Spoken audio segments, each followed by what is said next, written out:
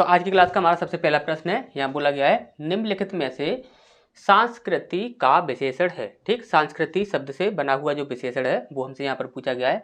तो सबसे पहला है आपका विकृति, दूसरा है आपका सांस्कारिका, ठीक, तीसरा है आपका सुसंस्कृत, ठीक, इसके बाद चौथा है आपका सांस्कृतिक। ठीक, तो यहाँ पर आपको अच्छे से पता है, यहाँ पर क्या हो जाएगा आपका सांस्कृतिक।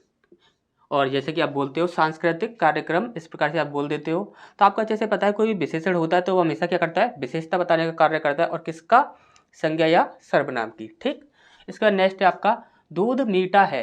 रेखांकित जो शब्द है, ये जो आपका मीठा शब्द जो है रेखांकित, इसके बारे में यहाँ पर हमसे पूछा गया है। ठीक, तो यहाँ पर है आपका संख्यावाचक विशेषण, और दूसरा है आपका गुणवाचक विशेषण, तीसरा है आपका सार्वनामिक विशेषण, और चौथा है आपका परिमाणवाचक विशेषण। ठीक, तो आपको अच्छे से पता है संख्याएं बताता है वह संख्यावाचक विशेषण होता है, सर्वनाम से जो बनता है वो सर्वनामिक विशेषण, और गुणवाचक और यहाँ पर परिमाणवाचक। परिमाणवाचक वह होता है जिसमें नाप तौल की बात की जाती है। ठीक, तो गुणवाचक होता है जिसमें किसी के भी गुण के बारे में बात की जाती है, किसी व्यक्ति हो या कोई वस्तु हो, उसका कोई भी कैसा भी गुण हो, जैसे कि नया, पुराना, अच्छा, बुरा, ये सभी क्या कहलाते हैं, गुण कहलाते हैं।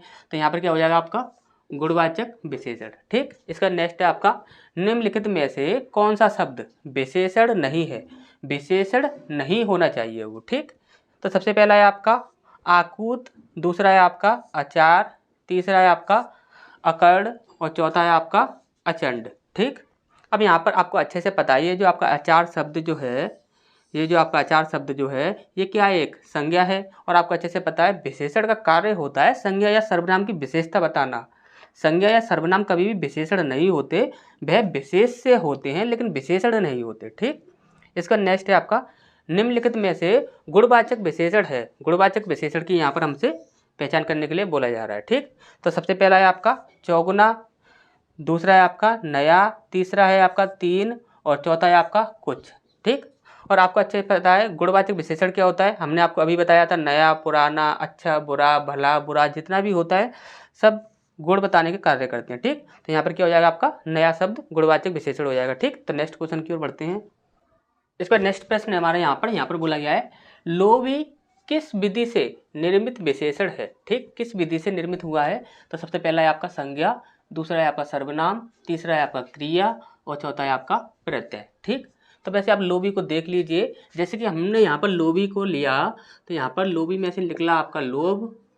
ठीक, लोभ निकला, और इसमें हमने क्या किया, ई प्रत्यय लगा दिया। क्या लगा दिया, ई प्रत्यय लगा दिया। जब हमने इसमें ई प्रत्यय लगा दिया, क्या लगा दिया, प्रत्यय। जब हमने इसमें ई प्रत्यय लगाया है तो किससे बना है, ये प्रत्यय से बना है, तो यहाँ पर क्या हो जाएगा आपका प्रत्यय से बना हुआ। ठीक, इस बार नेक्स्ट है आपका अतिरंजन। अतिरंजन शब्द से बना विशेषण है, इससे बना हुआ विशेषण होना चाहिए। ठीक, तो यहाँ पर सबसे पहला है आपका अतिरंजित। ठीक, इस प्रकार से तो वैसे होता ही नहीं है। ठीक, अतिरंजित, ठीक, ये तो गलत ही है। ठीक, यहाँ पर है आपका रंजित, ये भी आपका गलत है। ठीक, यहाँ पर लिखा हुआ है आपका अतिरंजनी, अतिरंजनी, ये भी आपका गलत है। इसका सही आंसर क्या हो जाएगा आपका, यही बचा है आपका, यही सही आंसर हो जाएगा अतिरंजित। ठीक, अतिरंजित आपका सही आंसर हो जाएगा। इसके बाद नेक्स्ट है आपका बृहत। बृहत विशेषण की उत्तमावस्था, उत्तमावस्था हमसे यहाँ पर पूछी गई है। ठीक, देखिए यहाँ पर ये आपकी तीन अवस्थाएं होती हैं, एक होती है आपकी मूलावस्था, ठीक, मूलावस्था, एक होती है आपकी उत्तरावस्था, ठीक, और एक होती है आपकी उत्तमावस्था। ठीक, तो देखिए ये मूल अवस्था जो होती है उसी को कहते हैं हम मूलावस्था। मूल अवस्था जैसे कि हम मूल शब्द का प्रयोग करते हैं, मूल शब्द। ठीक, मूल शब्द का प्रयोग करेंगे। अब यहाँ पर क्या होगा, उत्तरावस्था जो होगी, उत्तरावस्था में क्या होगा, जो मूल शब्द जो होगा उसके साथ हम तर जोड़ देंगे। क्या जोड़ देंगे, तर जोड़ देंगे। ध्यान से समझ लीजिए, मूलावस्था जो होगी उसमें हम मूल शब्द का प्रयोग करते हैं, जैसे कि आपका मूल शब्द ये है। ठीक, बृहत, बृहत जो है ये एक मूल शब्द है, तो ये क्या हुआ आपका मूलावस्था। ठीक, इसके बाद उत्तरावस्था आएगी तो उसमें आप क्या करोगे कि मूल शब्द जो होगा उसके साथ तर जोड़ दोगे, लास्ट में तर जोड़ दोगे, तो वहाँ पर क्या हो जाएगा उत्तरावस्था। और उत्तमावस्था जो बनानी है तो वहाँ पर क्या होगा, मूल शब्द के साथ, यहाँ पर मूल शब्द के साथ आपको क्या ऐड करना होगा, वहाँ पर आपको ऐड करना होगा तम। क्या ऐड करना होगा, तम। ठीक, अब यहाँ पर है आपका बृहत। ठीक, बृहत है तो यहाँ पर देखिए, यहाँ पर क्या जोड़ना होगा, हमें उत्तमावस्था बनानी है तो तम जोड़ना होगा, तो क्या हो जाएगा तम। तम हम इसमें ऐड कर देंगे, तो यहाँ पर देखिए ये आदता है, ये यहाँ पर आ जाएगा और ये हा और ये बृह, तो ये क्या हो जाएगा आपका बृहत्तम। ठीक, तो यहाँ पर आप देख लीजिए बृहत्तम ये रहा। ठीक, तो यही हमारा बिल्कुल सही आंसर हो जाएगा। ठीक, अच्छे से समझ आ गया होगा। 3 ही अवस्थाएं होती हैं इसकी। ठीक, कौन सा शब्द संज्ञा से बना हुआ विशेषण नहीं है? ठीक, संज्ञा से बना हुआ विशेषण नहीं होना चाहिए। ठीक, अब इसका सबसे पहला है आपका भयंकर, दूसरा है आपका शुभंकर। ठीक, इसके बाद नेक्स्ट है आपका रुचिकर और चौथा है आपका लाभकर। ठीक, अब यहाँ पर आप देखिए ये जो आपका शुभंकर है यही आपका बिल्कुल सही आंसर होगा, आपको अच्छे से दिख ही रहा होगा, साफ ही दिख रहा है वो। ठीक, तो नेक्स्ट देखते हैं।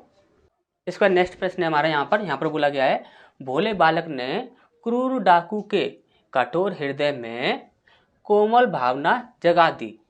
वाक्य में कितने विशेषण हैं? ठीक, यहाँ पर हमसे विशेषण पूछा गया है। ठीक, तो विशेषण की पहचान करनी है, तो देखिए विशेषण क्या होगा, जो कि संज्ञा या सर्वनाम की विशेषता बताएगा। ठीक, तो यहाँ पर आप देखोगे भोले बालक ने, ठीक, तो बालक कैसा है, बोला है, तो एक तो यहाँ पर यही हो गया। ठीक, अब इसके बाद नेक्स्ट क्रूर डाकू के, ठीक, तो डाकू कैसा है, क्रूर है, तो एक ये हो गया आपका विशेषण। ठीक, डाकू के कठोर हृदय में, तो हृदय कैसा है आपका कठोर, कठोर हृदय में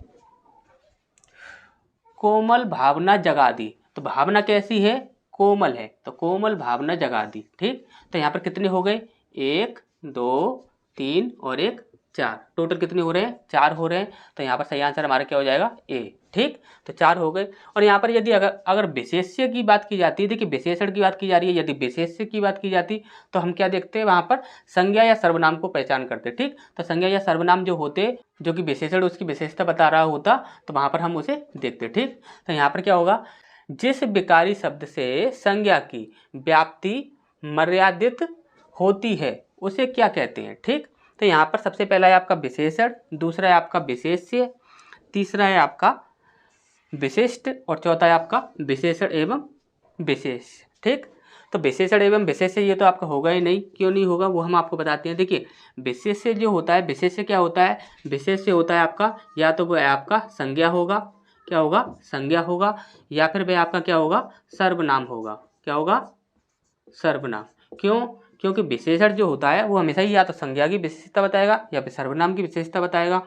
ठीक, तो विशेषण खुद ही इनकी विशेषता बताता है, तो विशेष से कहाँ से हो जाएगा, ठीक, तो ये तो हमारा कैंसिल हो जाएंगे ये दोनों ही। ठीक, और विशिष्ट होता नहीं है। ठीक, तो यहाँ पर क्या हो जाएगा आपका विशेषण। ठीक, इसका नेक्स्ट है आपका निम्नलिखित में से विशेषण की पहचान कीजिए। देखिए विशेषण होना चाहिए, तो सबसे पहला है आपका भलाई, दूसरा है आपका मिठाई, तीसरा है आपका थोड़ा और चौथा है आपका बदमाशी। ठीक, देखिए हमने आपको विशेषण में आपको बताया था, एक होता है आपका निश्चयवाचक और एक होता है आपका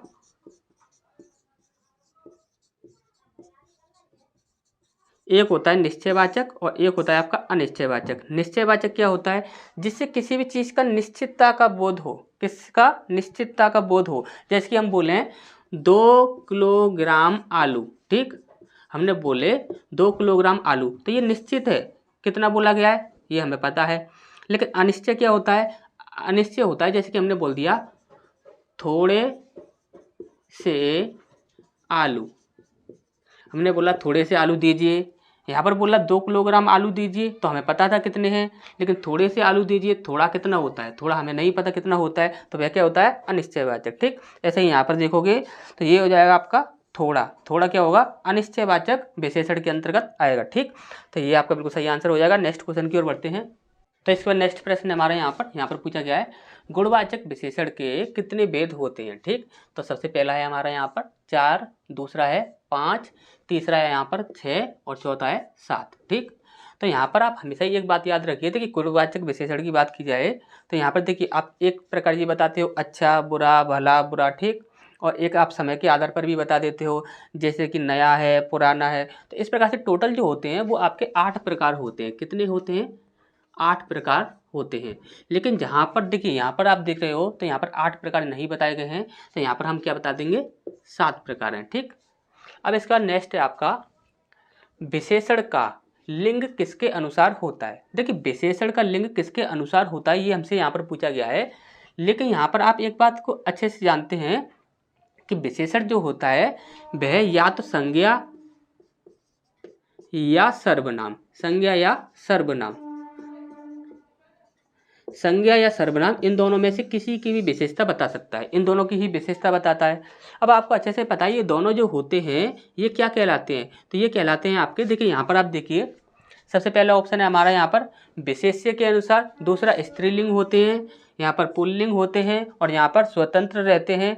तो ये सारे ऑप्शन हमारे यहाँ पर कैंसिल हो जाएंगे, आपको अच्छे से पता है, क्योंकि विशेष्य जो होता है वही आपका क्या कहलाता है, संज्ञा और सर्वनाम। ठीक, अब इसका नेक्स्ट है आपका कौन विकारी शब्द कहलाते हैं। विकारी शब्द कौन से कहलाते हैं, तो देखिए यहाँ पर एक है आपका क्रिया विशेषण, दूसरा है आपका विशेषण, तीसरा है आपका संबंध बोधक और चौथा है आपका समुच्चय बोधक। ठीक, अब यहाँ पर ये जो सही आंसर होगा वो तो होगा आपका विशेषण। ठीक, अब इसके बाद नेक्स्ट आप ये चीज़ समझ लीजिए जैसे कि आपका विकारी जो शब्द होते हैं, तो विकारी शब्द क्या होते हैं आपको अच्छे से पता है। एक हो गया आपका विशेषण हो गया, एक हो गया आपका क्रिया हो गया, ठीक, क्रिया हो गया, एक आपका संज्ञा हो गया और एक आपका सर्वनाम हो गया। ठीक, तो 1 2 3 4 ये चीज़ तो आपको अच्छे से पता होगा। ठीक, लेकिन विकारी की बात यदि हम अविकारी की बात करें,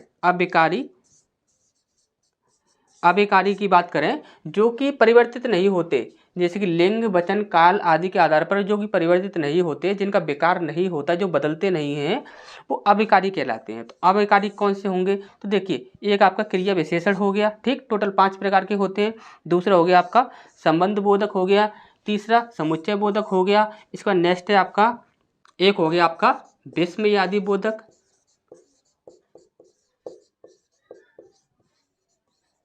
विस्मयादि बोधक हो गया और एक हो गया आपका निपात हो गया। तो ये टोटल आपके 5 प्रकार के होते हैं, 1 2 3 4 और 1 5। ठीक, तो ये चीज़ भी आपको याद रखनी है। ठीक।